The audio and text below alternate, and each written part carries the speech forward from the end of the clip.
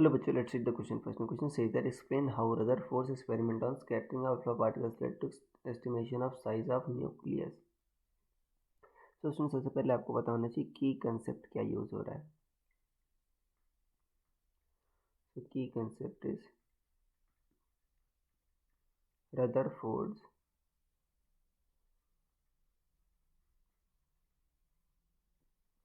scattering experiment.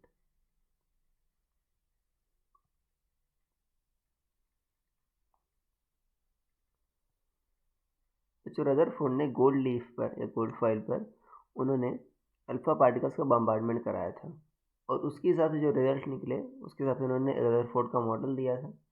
अब इसी experiment को आप रदरफोर्ड का स्कैटरिंग एक्सपेरिमेंट बोलते हो. उन्होंने कहा कि जो अगर हम बम्बार्डमेंट कराते हैं तो जो most of the alpha particles होते हैं उनमें डिविएशन नेग्लिजिबल होता है, वो लगभग सीधे निकल जाते हैं. इसका मतलब क्या हुआ कि most of the space inside atom क्या है, आपका एम्प्टी है. अब अबाउट 1 in 10⁵ एटम्स उनमें बच्चों बहुत ज़्यादा डिविएशन आता है. मतलब क्या हो जाता है, वो 90 डिग्री से ज़्यादा आपके डिविएट होते हैं. तो इसका मतलब क्या हुआ कि जो एटम के अंदर का एक छोटा सा वॉल्यूम है जहाँ पर मेजॉरिटी आपका पॉजिटिव चार्ज और मेजॉरिटी मास आपका सेंटर्ड रहता है, मतलब ऑल पॉजिटिव चार्ज और आपका मेजॉरिटी मास सेंटर्ड रहता है, उसको आप न्यूक्लियस कहते हो. अब देखो, हमको एटम का साइज़ बच्चों ऑलरेडी पता था. एटम का साइज़ क्या होता है, अराउंड 10⁻⁻10 मीटर. ये थॉमसन के एक्सपेरिमेंट के हिसाब से हमको पता चल गया था.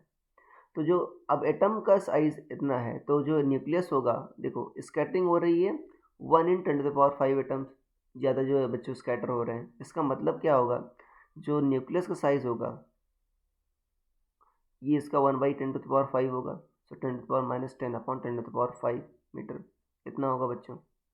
तो 10⁻15 मीटर आ जाएगा. तो इससे आपका साइज का कैलकुलेशन हुआ. So I hope you understood it well. Best of